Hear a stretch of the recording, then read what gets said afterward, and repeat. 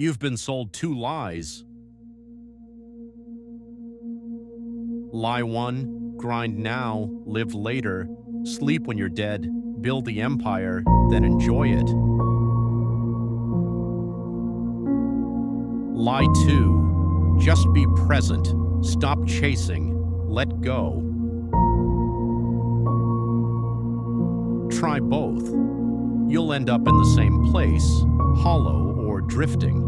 Either way, quietly losing. Here's the order that actually works. Live first, grind second, both with urgency. Most men get the order backwards and it costs them everything.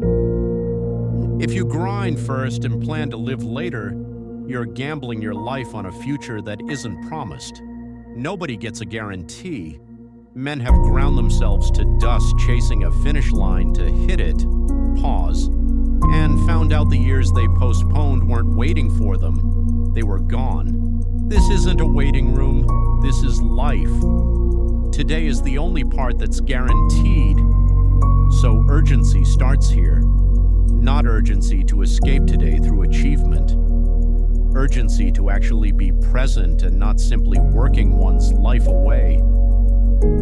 Most advice tells you to grind harder or grind less. Both are wrong. Refine the grind. Stop asking, how do I work more? Start asking, is this still a viable way to live? Most men are grinding on autopilot, chasing a goal they set years ago for reasons that died a long time ago, measured against a definition of success they never even chose. A refined grind is chosen, not inherited. Sustainable, not extractive. Urgent, not frantic. An unrefined grind just keeps you busy enough to avoid the question, am I working towards an unattainable goal wrapped in others' expectations rather than my own? Am I living in the present or the future only? Stop calling it balance. Balance is two forces fighting for your time. You want integration, a refined grind that adds to your life instead of robbing it. Know you're tired. Good tired is physical. It's earned. You pushed hard in the gym and your legs are shot, but you're walking taller. You stayed late finishing something you actually care about. And when you look up, there's a satisfaction sitting underneath the exhaustion. You had a long, real conversation that went deep, and you're drained, but lighter. Good tired feels like you spent something. Bad tired feels like something was taken from you. Bad tired is the kind that sleep doesn't fix. You wake up already drained. You're productive on paper, but empty underneath. You keep moving because stopping means having to feel how disconnected you are from why any of it matters. You snap at the people closest to you. Not because you're angry, but because you've been running on empty so long that there's nothing left for anyone, including yourself.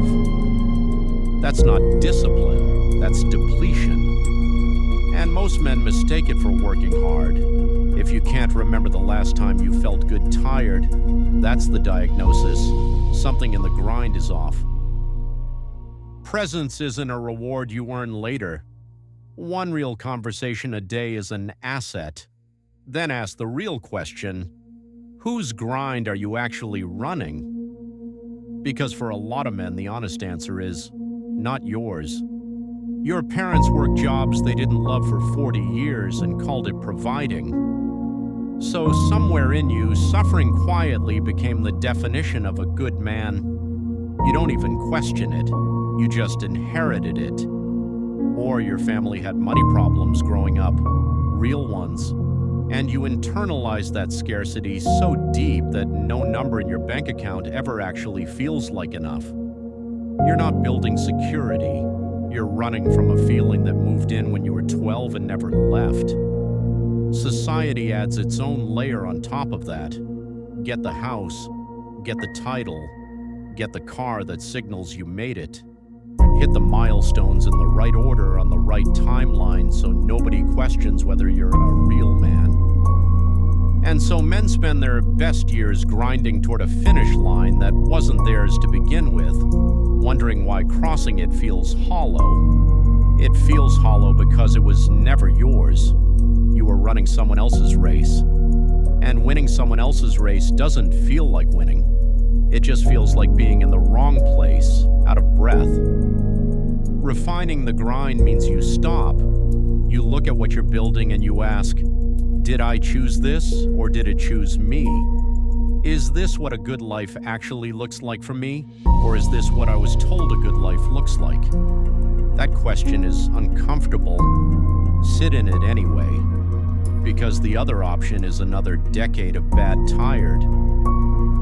Final question. If you had a handful of years left at full health, would you still be grinding on this exact thing? No? You haven't found your grind. You've found your distraction. The men who get this right aren't better at time management.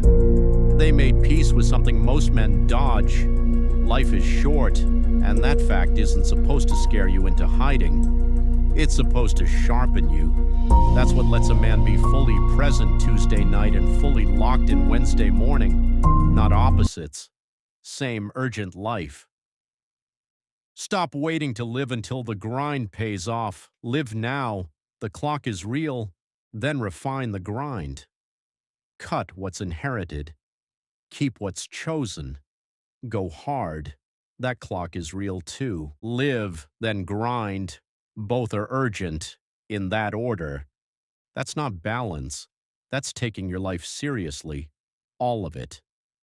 And look, I'm not standing outside this conversation handing you a blueprint I figured out from a book. Throughout this channel, I'm going to sprinkle in aspects of my own life. What's kept me present, what's kept me building, where I've gotten it wrong, and what finally clicked. Not to make it about me, but because real development isn't abstract. It lives in actual decisions, actual trade-offs, and actual days. You'll see what a sustainable future looks like when it's being lived, not just talked about. If that's the kind of conversation you've been looking for, you're in the right place. There's more coming. Please like and subscribe. See you in the next one.